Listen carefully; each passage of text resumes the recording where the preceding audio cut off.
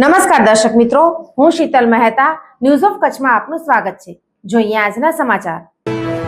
કચ્છના યુવાનો તૈયાર થઈ જાઓ। 4100 શિક્ષકોની ભરતી કચ્છ માટે થશે। લાયક ઉમેદવારોએ અત્યારથી તૈયારી કરવી પડશે। કચ્છ જિલ્લાના શિક્ષણ વિભાગના ચેરમેન વિરમભાઈ ગઢવીએ મુલાકાતમાં વિગતો આપી। કચ્છમાં 4100 શિક્ષકની વિશેષ ભરતીનો નિર્ણય લેવાતા સમગ્ર કચ્છમાં આનંદ વ્યાપ્યો છે।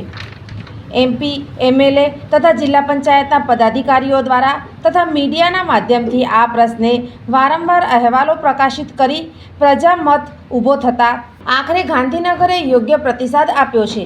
આજે આ બાબતે જિલ્લા પંચાયતના શિક્ષણ વિભાગના ચેરમેન વિરમભાઈ ગઢવીએ ન્યૂઝ ચેનલ સાથે વાત કરતા જણાવ્યું કે કચ્છ માટે કાલનો દિવસ એક ઐતિહાસિક દિવસ બનશે।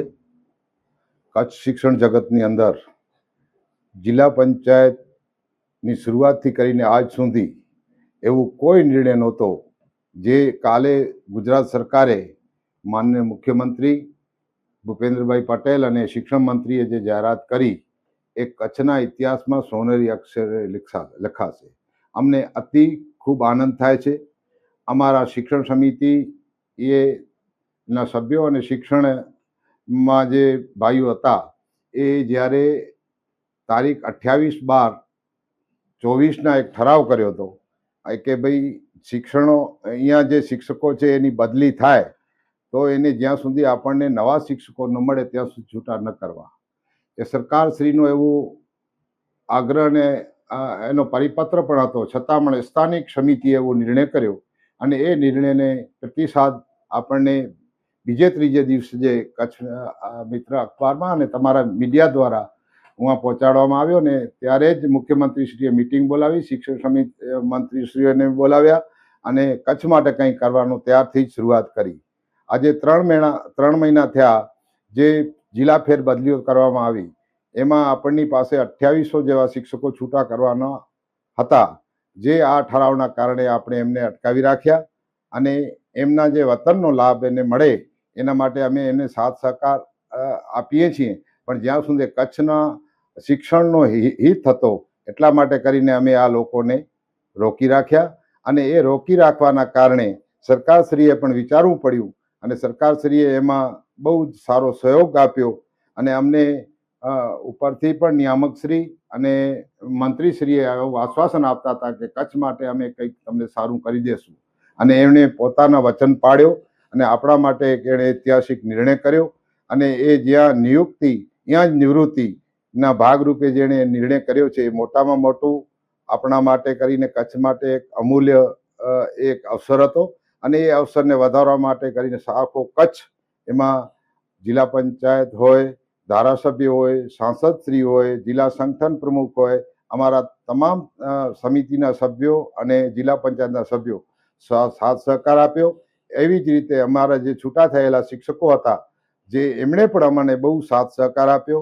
જે 3 મહિના થયા એમની બદલીઓ અટકી અને એ લોકોને જે અગવડતા પડી એમણે પણ નિભાવી અને એનો પણ અમે આ સ્થળેથી આભાર માનીએ છીએ। આ જ કારણે આપણે આ સરકારશ્રીએ જે નિર્ણય કર્યો એ માટે કરીને આપણે સરકારનો આભાર માનીએ છીએ અને ધારાસભ્યોએ જે અહીંયા રજૂઆત પહોંચાડી અને અમારા તરફથી જે અહીંયા જિલ્લા પ્રમુખ, તમામ ધારાસભ્યશ્રીઓ, સાંસદશ્રી અને તમામોને અમે પત્ર દ્વારા મુખ્યમંત્રીને પણ અમે જાણ કરી હતી અને એ પત્રને પ્રત્યુત્તર અમને સારી રીતે મળ્યો। આ એક નિર્ણય હતો એ કચ્છ માટે જ હતો। ગુજરાત સરકાર આખા ગુજરાતમાં લાગુ નિર્ણય નથી કર્યો, અલગ કચ્છને માટે સરહદી જિલ્લો છે, અત્રિયાળ જિલ્લો છે અને હરહંમેશ એમાં શિક્ષણની ઘટ રહે છે। બહારથી આવતા શિક્ષકો બદલી કરાવીને પોતાના વતન તરફ ચાલ્યા જાય છે ત્યારે જે ખાલી જગ્યાઓ પડે છે એ ન પડે એના માટે કરીને ખાસ નિર્ણય કરવામાં આવ્યો છે અને એ શરતે જ એને લાગુ કરવામાં આવશે કે તમારે નોકરી કરવી હશે તો કચ્છમાં શરૂઆતથી કરીને રિટાયરમેન્ટ સુધીની તમારી જો તૈયારી હશે તો જ તમે આવી શકશો, નકા કચ્છના સ્થાનિક શિક્ષકો એમાં આવશે।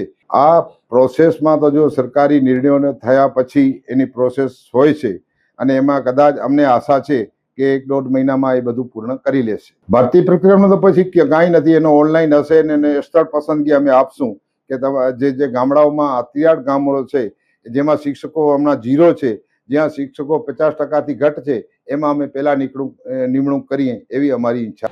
આવનારા સમયમાં ભરતીની પ્રોસેસમાં કચ્છના યોગ્ય ઉમેદવારોએ મોટી સંખ્યામાં સામેલ થઈ અને શિક્ષણ ક્ષેત્રે કચ્છના જ યુવાનો શિક્ષક બની અને ભાવિ પેઢીને ભણાવે તે યોગ્ય બની રહેશે. માટે કચ્છના યુવાનોએ અત્યારથી જ શિક્ષક ભરતી માટે પોતાને વધુને વધુ સંખ્યામાં તૈયાર કરવા જોઈએ. સોફ Kutch power by Opal electronics, LG best shop, Vijaynagar road Bhuj, Rambag road Adipur. Power by KC jewellers, latest fashion ડિઝાઇનના ઓર્નામેન્ટ્સનો વિશ્વાસપાત્ર શોરૂમ, હોસ્પિટલ રોડ ભુજ. દર્શક મિત્રો, આજે તારીખ 19 માર્ચ 2025. આ હતા આજના સમાચાર. આવતીકાલે ફરી મળીશું. ત્યાં સુધી મને રજા આપશો. નમસ્કાર.